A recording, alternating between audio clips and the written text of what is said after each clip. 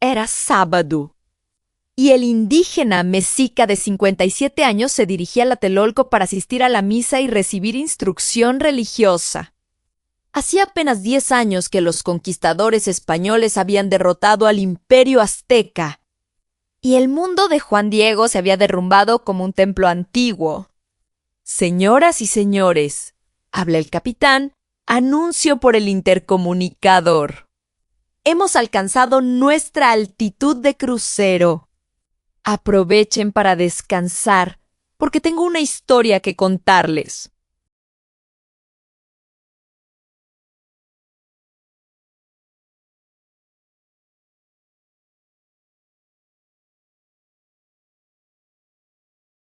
Imaginen a Juan Diego en ese sendero pedregoso. El sol apenas comenzaba a pintar el horizonte de naranja y rosa. El aire olía a tierra mojada y a las últimas flores del otoño.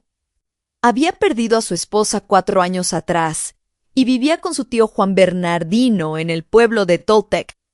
Eran tiempos duros.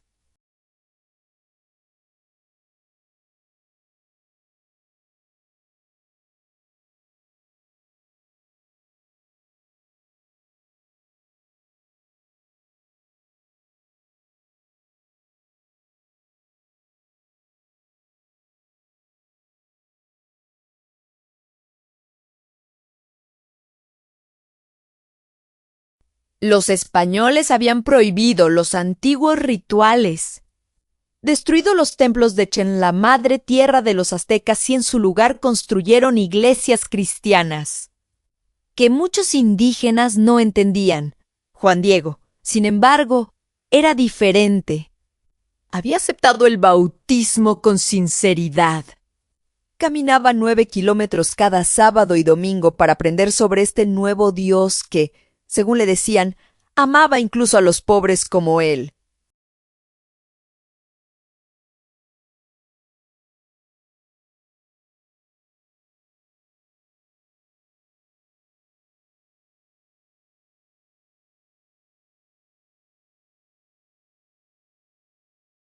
Segunda parte. El encuentro en el cerro cuando Juan Diego llegó a las faldas del cerro del Tepeyac. Escuchó algo extraordinario. Música. No era música humana. Era como si 1000 pájaros cantaran en perfecta armonía. Se detuvo, confundido. Los pájaros habían dejado de cantar hacía semanas por el frío. Estaba soñando. Había muerto y esto era el paraíso. Juan Diego, llamó una voz femenina, dulce como la miel y poderosa como el trueno. El indígena subió corriendo por el cerro.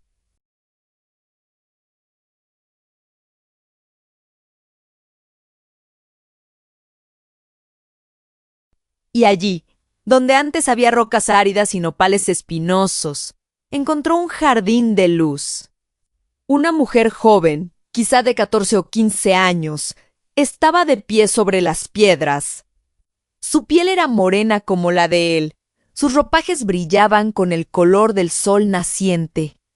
Y sus ojos, esos ojos contenían toda la ternura del universo. Desde mi cabina, mientras mantengo el avión estable sobre las nubes, pienso en ese momento.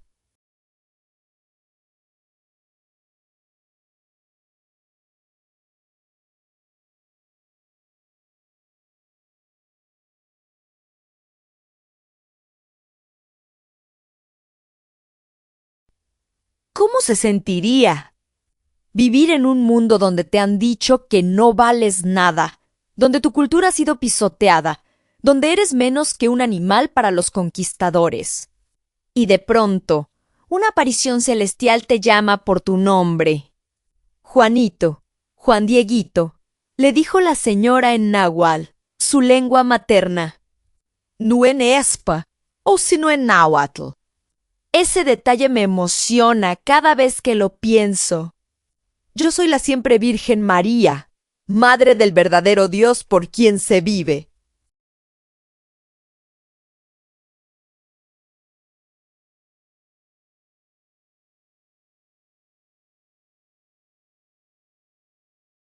Deseo vivamente que se me erija aquí un templo, para en él mostrar y prodigar todo mi amor, compasión, auxilio y defensa.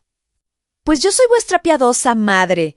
La Virgen le pidió que fuera con el obispo Juan de Zumárraga y le transmitiera su deseo de construir un templo en el Tepeyac, justo donde antes los aztecas adoraban a Tonantzin. No venía a destruir, sino a transformar. A tender un puente entre dos mundos desgarrados.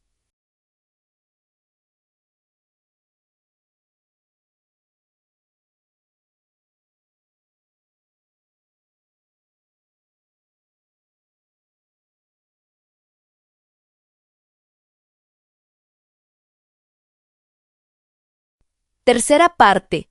El primer rechazo Juan Diego corrió los kilómetros hasta la Ciudad de México. Llegó exhausto al palacio episcopal, cubierto de polvo y sudor. Los guardias españoles lo miraron con desprecio. Fuera de aquí, indio, le dijeron. El obispo no tiene tiempo para tu tipo, pero Juan Diego insistió. Esperó horas bajo el sol. Finalmente, lo dejaron pasar.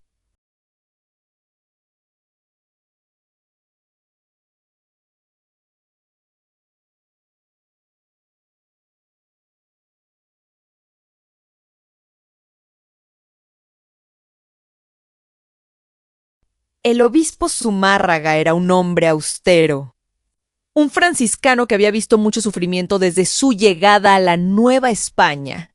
Cuando Juan Diego, con su humilde tilma de ayate un tosco manto de fibras de mague, le contó sobre la aparición, el obispo escuchó con cortesía pero con profundo escepticismo.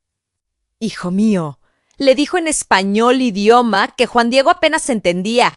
Necesito una señal. Muchos indígenas vienen con historias de visiones. Vuelve otro día.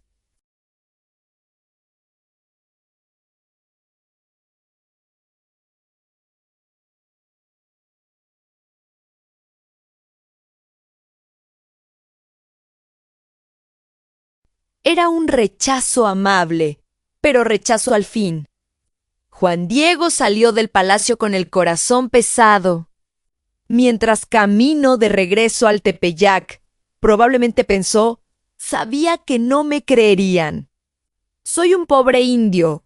¿Quién me va a escuchar? Ajusto la velocidad del avión y miro las estrellas afuera. Pienso en todas las veces que nos sentimos así, insignificantes, ignorados, como si nuestra voz no importara. Juan Diego estaba viviendo la experiencia universal del rechazo.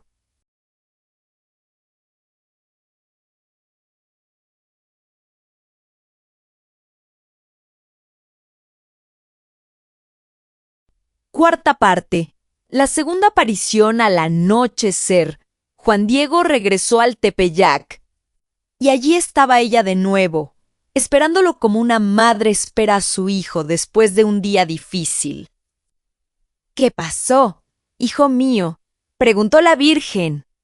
Juan Diego se arrodilló y, con lágrimas en los ojos, la contó todo.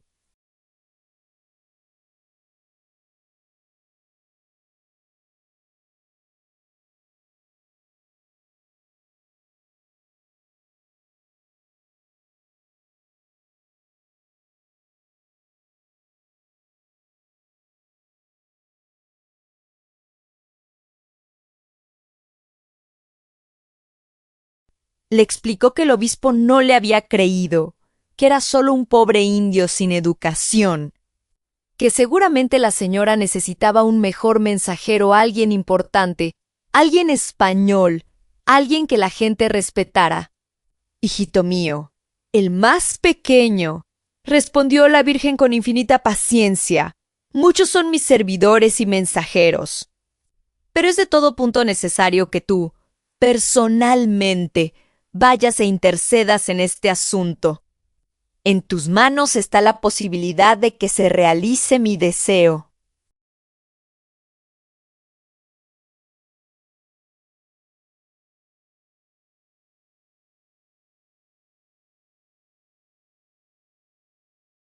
Ese hijito mío, el más pequeño en náhuatl es Nacoya, una palabra cargada de afecto. Era como decir mi tesoro, mi precioso. Mi amado hijo menor, para un hombre que vivía en una sociedad que lo consideraba basura, esas palabras eran un bálsamo. La reina del cielo lo llamaba su tesoro. La Virgen le pidió que volviera al día siguiente, domingo, para ver nuevamente al obispo.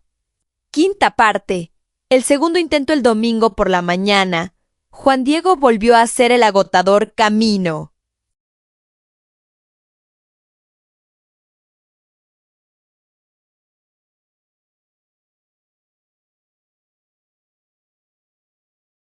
Esta vez, el obispo lo recibió más rápidamente, pero con más preguntas. Le interrogó durante horas. ¿Cómo era la señora? ¿Qué dijo exactamente? ¿Por qué te eligió a ti? No podría ser el demonio engañándote. Zumárraga era un hombre piadoso pero cauteloso. Había visto demasiados abusos en nombre de la religión. Finalmente le dijo a Juan Diego, pídele a esa señora una señal clara. Si realmente es la Madre de Dios, que me envíe una prueba inconfundible. Entonces creeré.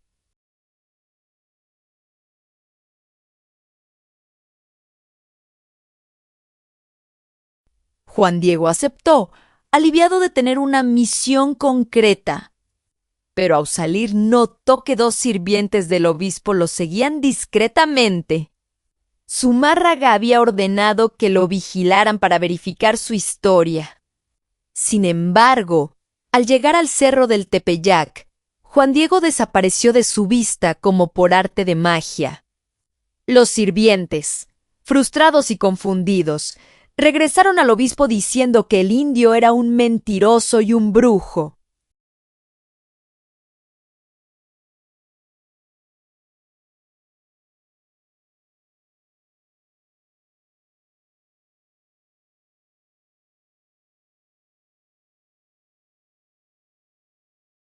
Sí, parte, la prueba y la enfermedad del lunes. Juan Diego no pudo ir al Tepeyac. Su tío Juan Bernardino había caído gravemente enfermo con col, probablemente fiebre tifoidea, una de las enfermedades europeas que estaban diezmando a la población indígena. El anciano agonizaba, y Juan Diego pasó toda la noche y el día siguiente cuidándolo, aplicando compresas frías, dándole agua, rezando.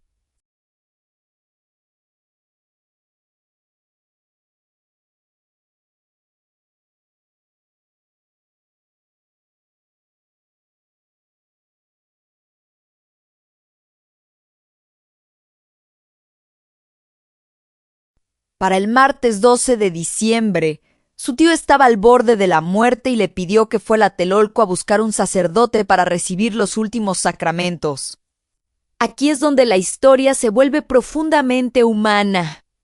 Juan Diego, al salir antes del amanecer, decidió rodear el cerro del Tepeyac por el otro lado. ¿Por qué? Porque tenía vergüenza de enfrentar a la Virgen. Había prometido volver con la respuesta del obispo y no lo había hecho. Su tío se estaba muriendo.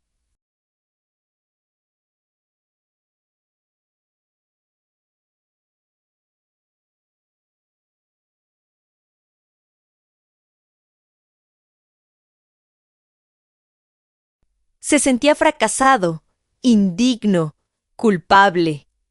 Mientras cruzo la frontera entre México y Estados Unidos a 900 kilómetros por hora, reflexiono sobre esto. Juan Diego estaba evitando a Dios, o mejor dicho, evitando a la Madre de Dios. ¿Cuántos de nosotros hacemos lo mismo? Cuando la vida se derrumba, cuando sentimos que hemos fallado, nos escondemos. Dejamos de orar, dejamos de ir a la iglesia, nos alejamos.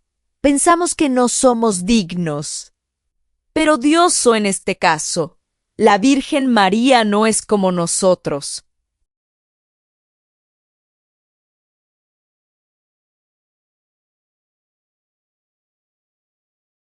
Séptima parte. El encuentro decisivo cuando Juan Diego rodeaba el cerro por el lado este. La Virgen apareció de nuevo, descendiendo la colina a su encuentro. No esperó a que él subiera. Ella bajó. ¿Qué pasa, hijo mío más pequeño? ¿A dónde vas?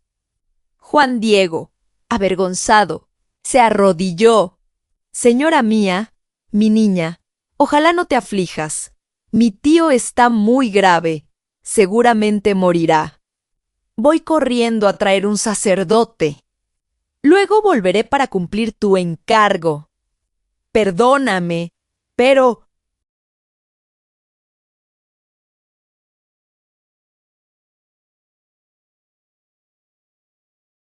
La Virgen lo interrumpió con la frase más hermosa de toda la aparición.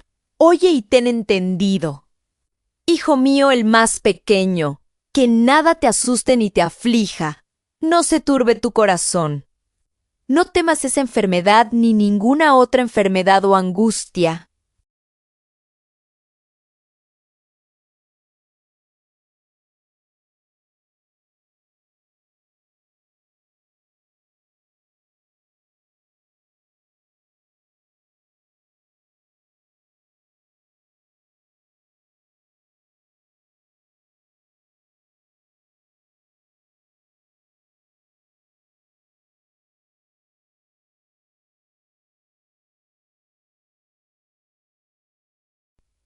¿No estoy yo aquí? ¿Qué soy tu madre? ¿No estás bajo mi sombra y protección? ¿No soy yo la fuente de tu alegría? ¿No estás en el hueco de mi manto, en el cruce de mis brazos? ¿Qué más necesitas? Desde la cabina, con los ojos un poco húmedos, repito esas palabras en mi mente. ¿No estoy yo aquí? ¿Qué soy tu madre? En medio del dolor, la pérdida, la enfermedad, la injusticia. ¿No estoy yo aquí? Luego la Virgen le aseguró, tu tío ya está curado. No te preocupes por él. Y era verdad. En ese mismo momento, en su humilde choza, Juan Bernardino se estaba sentando en su petate, completamente sano, asombrado de que la misma señora hermosa lo había visitado y curado. Octava parte. Las rosas en diciembre sube a la cumbre del cerro. Le ordenó la Virgen. Y corta las flores que allí encontrarás, tráemelas. Juan Diego subió, confundido. Era diciembre, pleno invierno. El cerro del Tepeyac era un pedregal árido donde apenas crecían nopales y arbustos espinosos.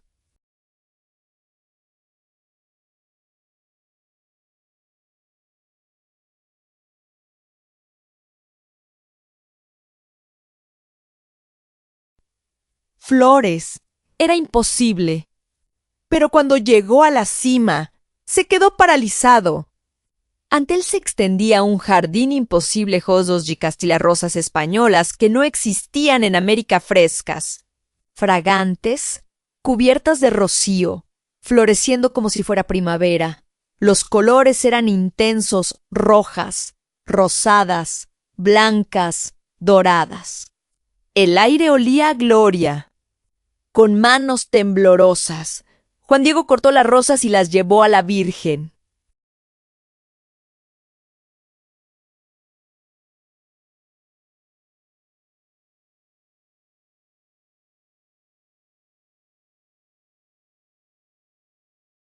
Ella las tomó, las acomodó cuidadosamente en su tilma y le dijo, estas flores son la señal que llevarás al obispo. Le dirás de mi parte que en ellas reconozca mi voluntad y que debe cumplir mi deseo. Tú eres mi embajador, digno de toda confianza. Rigurosamente te ordeno que solo en presencia del obispo extiendas tu tilma y muestres lo que llevas. Contarás bien todo lo que has visto y admirado. Novena parte. Ante el obispo por tercera vez. Juan Diego llegó al palacio episcopal.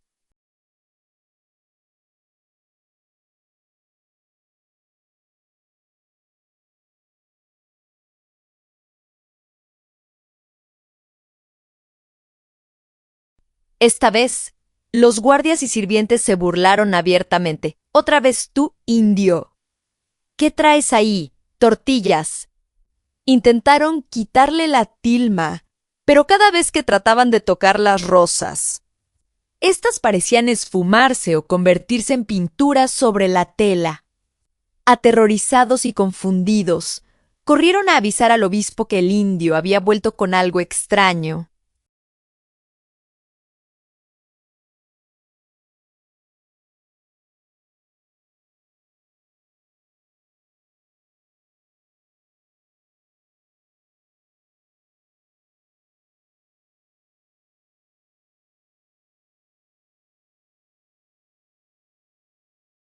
Zumárraga lo recibió en su despacho privado, acompañado de varios testigos, otros sacerdotes, el intérprete Juan González y algunos nobles españoles. Juan Diego, nervioso pero obediente, comenzó a relatar todo: las 4 apariciones, las palabras de la Virgen, la curación de su tío y, finalmente, las rosas. Ella me pidió que le trajera estas flores como señal, dijo Juan Diego, y abrió su tilma. Las rosas cayeron al suelo en una cascada de colores y fragancias. Pero nadie las miró.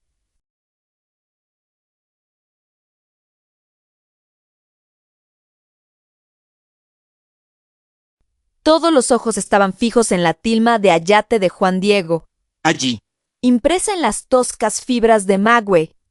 Estaba la imagen de la Virgen María tal como Juan Diego la había visto, una joven morena, vestida hollizó con manto azul estrellado, las manos juntas en oración, los ojos compasivos mirando hacia abajo, de pie sobre una luna creciente sostenida por un ángel. El obispo Zumárraga cayó de rodillas, llorando. Los demás se postraron. Nadie podía hablar.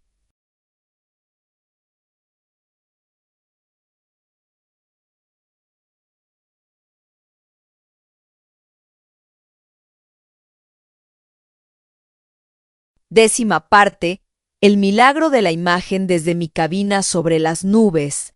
Les cuento algo que sé como piloto y amante de la ciencia: esa imagen no debería existir. El ayate de Juan Diego estaba hecho de fibras de maguey, un material que normalmente se descompone en 20 años. Esa tilma tiene casi 500 años y está prácticamente intacta. No tiene capa de preparación. No hay pinceladas visibles bajo el microscopio. Los pigmentos no pertenecen a ninguna técnica conocida en 1531, ni europea, ni indígena.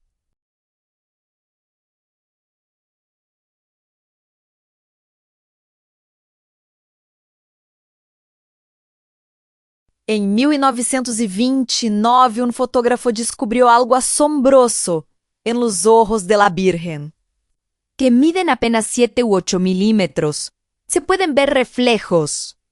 1951, con mejores equipos. Confirmaron que en las pupilas hay imágenes, las figuras de las personas que estaban presentes cuando Juan Diego abrió su tilma.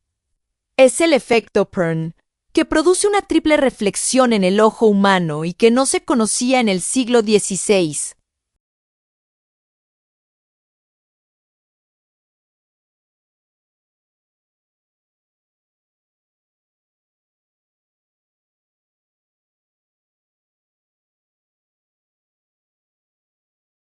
En los años 70, un ingeniero peruano procesó la imagen digitalmente y detectó que las 46 estrellas en el manto de la Virgen corresponden exactamente a las constelaciones visibles en el cielo de México el 12 de diciembre de 1531. Pero vistas desde el espacio, como si alguien estuviera mirando la Tierra desde afuera. La ciencia no puede explicarlo. Y eso, de alguna manera, es perfecto.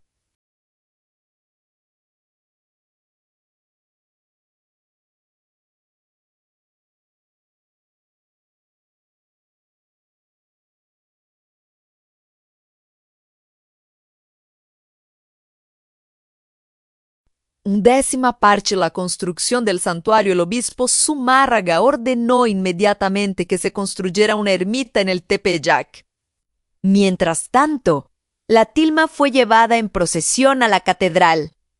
Miles de indígenas salieron a las calles, llorando, cantando, danzando. Por primera vez desde la conquista, sentían esperanza. La Virgen no había parecido a un conquistador español, no había hablado en latín ni en castellano.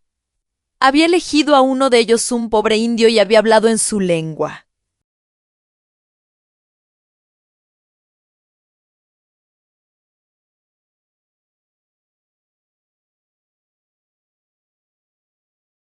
Les estaba diciendo, ustedes también son mis hijos. Ustedes también importan. Ustedes también son amados. En los siguientes 7 años, 9 millones de indígenas se convirtieron al cristianismo. No por la espada, no por la fuerza, sino porque vieron en esta Virgen Morena algo que reconocían amor, respeto, dignidad. Los misioneros franciscanos quedaron atónitos. Lo que ellos no habían logrado en 10 años de prédicas, la Virgen de Guadalupe lo logró en una semana.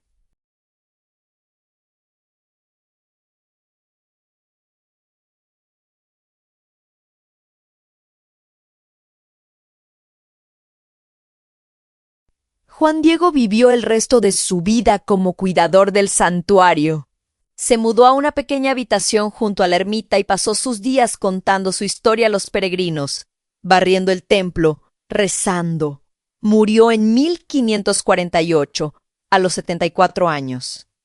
Fue canonizado en 2002 por el Papa Juan Pablo II, convirtiéndose en el primer santo indígena de América.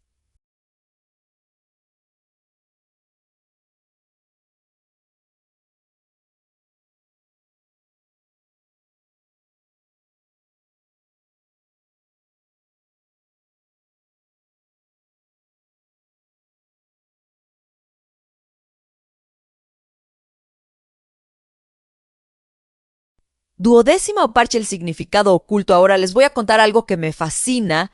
La imagen está llena de símbolos que los indígenas náhuatl entendieron inmediatamente, pero que los españoles tardaron siglos en descifrar.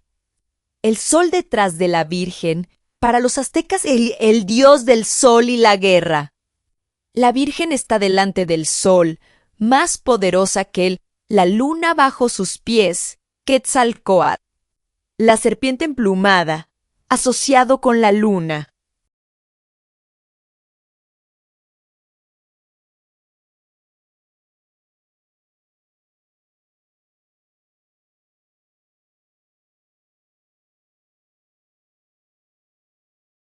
Ella está sobre la luna, más grande que este dios. El ángel que la sostiene tiene alas de águila, y para los aztecas, las águilas representaban el sol. Incluso los dioses antiguos se inclinan ante ella. El lazo negro en su cintura, en la cultura náhuatl, significaba que estaba embarazada. Llevaba al verdadero dios en su vientre. Los 46 estrellas en su manto representaban las principales divinidades aztecas.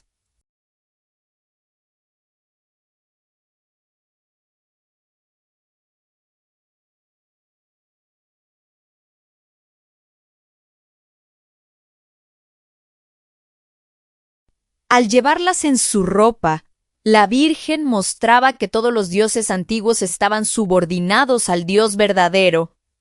La flor de 4 pétalos sobre su vientre, el Nahui Ojin, símbolo del centro del universo para los aztecas. La Virgen decía, el verdadero centro del universo es el Dios que llevo dentro de mí. Era un códice visual completo. Un mensaje teológico profundo expresado en el lenguaje artístico indígena.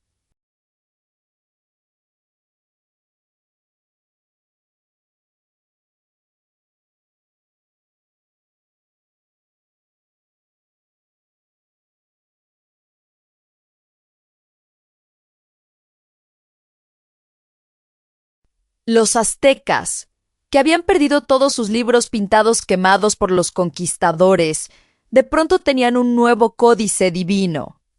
La Virgen les había dado su propio evangelio. 13ª parte. Los milagros continuos. La historia no termina en 1531, a lo largo de los siglos. La tilma ha sobrevivido a lo imposible.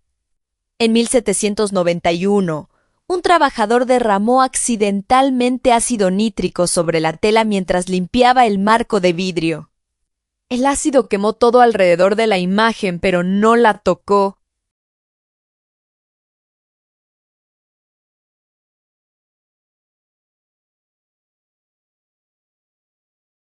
La mancha amarilla todavía es visible. Em 1921, um anarquista escondeu uma bomba de dinamita em um arreglo floral frente al altar. La explosión destruyó ventanas, dobló un crucifijo de bronce macizo y destrozó todo a su alrededor. La tilma, protegida solo por un vidrio normal, no sufrió ni un rasguño. El vidrio ni siquiera se rompió. En los años 50, empezaron a construir la nueva Basílica de Guadalupe porque la antigua se estaba hundiendo.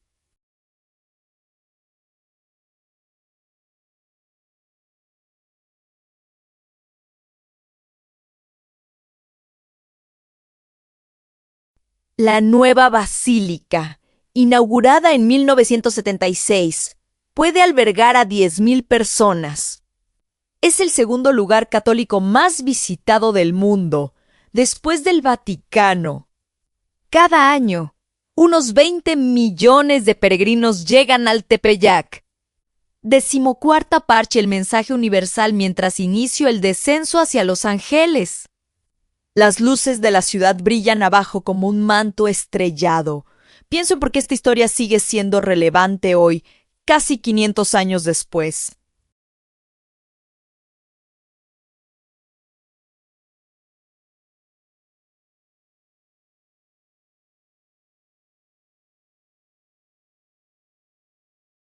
La aparición de Guadalupe fue, fundamentalmente, sobre dignidad. En un momento cuando millones de personas eran tratadas como animales, como obstáculos para el progreso, como almas sin valor. El cielo se abrió para decirles: ustedes son importantes, ustedes son amados. Ustedes son mis hijos, fue sobre construir puentes. La Virgen no vino a destruir la cultura azteca, sino a redimirla y transformarla. Tomó sus símbolos, su arte, su lengua, y los llenó de nuevo significado.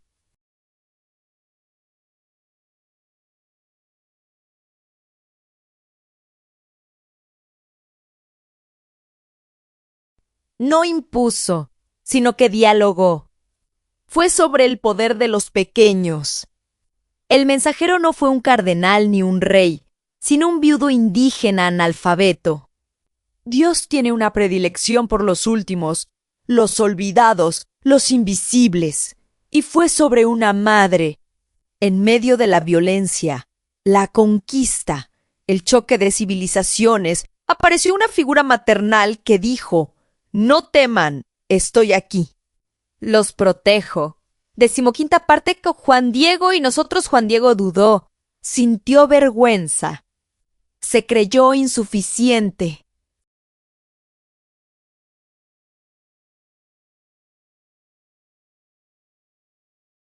Trató de esconderse, tuvo miedo de fracasar. Todos estos sentimientos los conocemos bien. Pero la Virgen le enseñó algo fundamental. Dios no nos elige por nuestras calificaciones, sino a pesar de nuestras descalificaciones. Nos usa precisamente en nuestra debilidad para mostrar su fuerza. Cuando el obispo rechazó a Juan Diego, la Virgen no buscó otro mensajero. Insistió: tú eres necesario. Tú eres insustituible.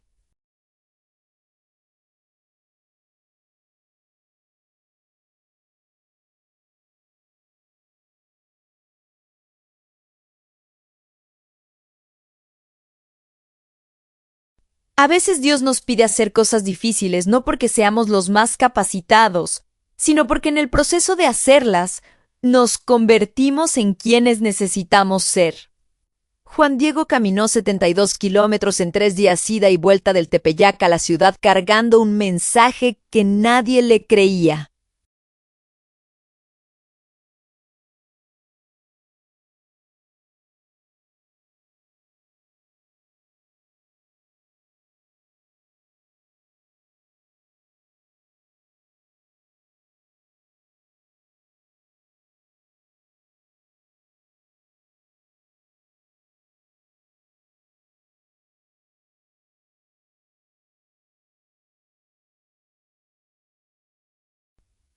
¿Cuántas veces nos damos por vencidos a la primera negativa? ¿Cuántas veces dejamos que el rechazo defina nuestro valor? 16ª parte. Las rosas imposibles. Las rosas de Castilla floreciendo en diciembre en un cerro árido son la metáfora perfecta de nuestras vidas. A veces Dios pide cosas que parecen imposibles. Quiere que florezcan rosas donde solo hay piedras. Quiere que tengamos esperanza cuando todo parece perdido. Quiere que amemos cuando solo hay razones para odiar.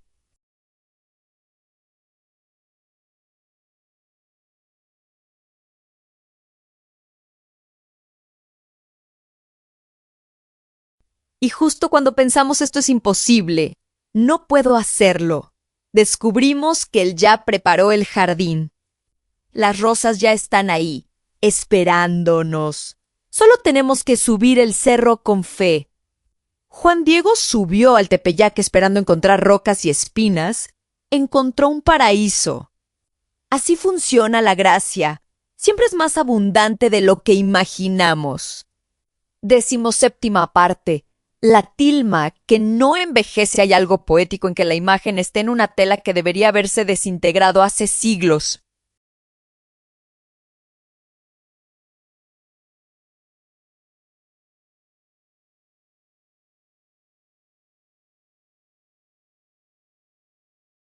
Es como si Dios dijera, yo puedo preservar lo que ustedes consideran insignificante.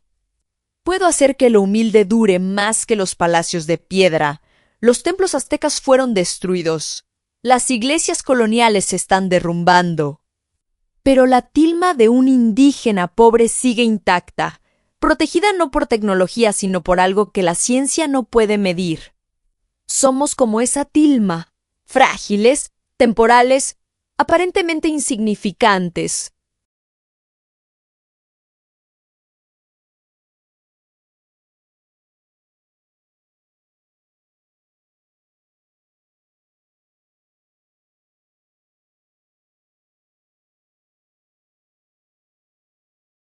Pero cuando Dios pone su imagen en nosotros, cuando nos convertimos en portadores de su presencia, nos volvemos indestructibles en las formas que realmente importan.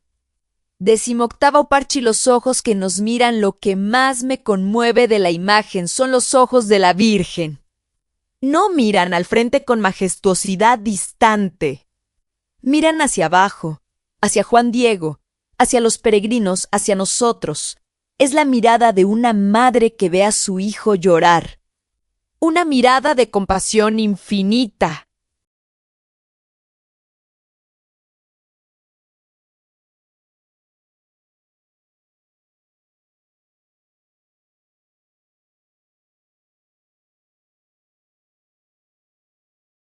No de juicio, no de decepción, sino de amor incondicional. Y en esas pupilas de 8 milímetros están grabadas las imágenes de las personas presentes en 1531. ¿Cómo? Si la Virgen estuviera diciendo, los veo cada uno de ustedes. Los llevo en mis ojos, en mi corazón, en mi ser, cuando te sientas invisible. Recuerda, estás grabado en los ojos de María, cuando te sientas olvidado. Recuerda, ella te ve siempre.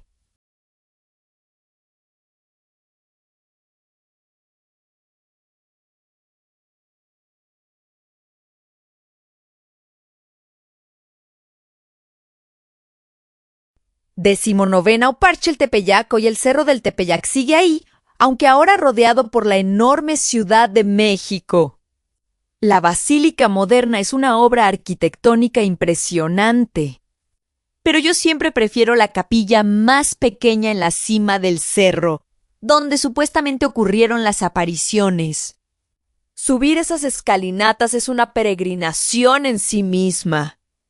Miles lo hacen de rodillas, pagando promesas, buscando milagros, cargando fotografías de seres queridos enfermos.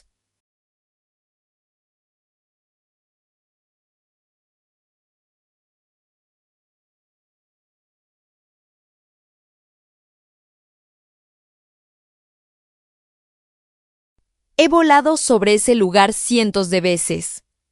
Desde parece un hormiguero de fe, una constante procesión de peregrinos que llegan de todo el continente. Allí, en ese cerro que alguna vez fue despreciado y árido, ahora brota esperanza constantemente. Es el milagro que nunca cesa. 20ª Uparche, la patrona de América, en 1737, la Virgen de Guadalupe fue declarada patrona de la Ciudad de México. 1910, patrona de toda a América Latina.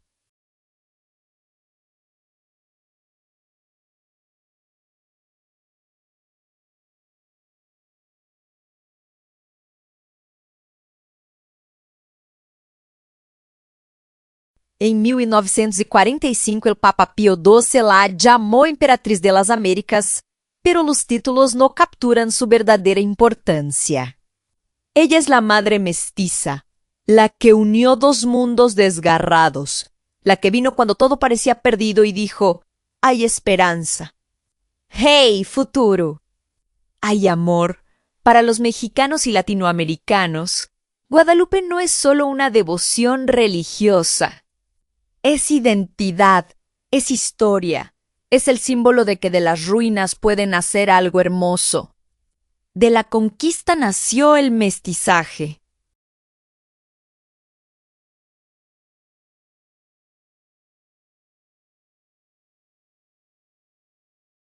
Del dolor nació una nueva cultura. De la oscuridad, luz. 21ª parte. ¿Por qué desde una cabina? Quizás se pregunten por qué elegí contar esta historia desde la cabina de un avión. La respuesta es simple, porque volar me enseñó a ver el mundo desde la perspectiva de Dios. Desde aquí arriba, las fronteras desaparecen. No veo muros entre México y Estados Unidos. No veo diferencias entre ricos y pobres. Solo veo un planeta hermoso, frágil, lleno de personas que buscan esperanza.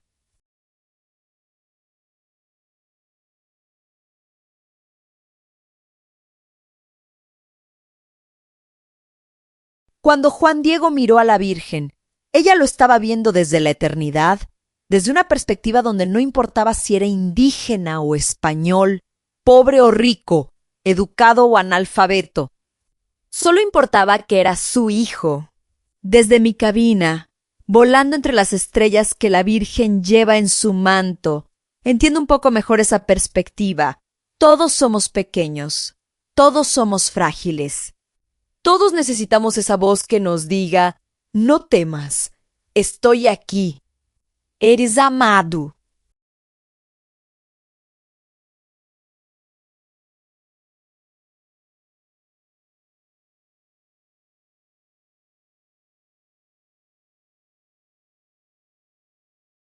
Vigésima segunda parte, el mensaje para hoy en nuestro tiempo de división, de muros, de discursos de odio, de migrantes rechazados en fronteras, de personas juzgadas por su acento o el color de su piel.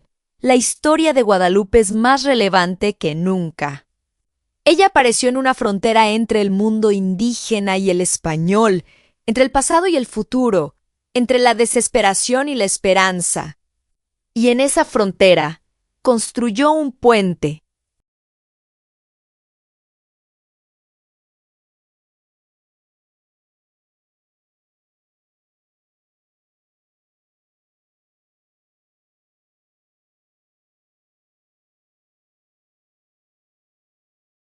No vino a condenar a los conquistadores españoles, aunque hubiera tenido todo el derecho.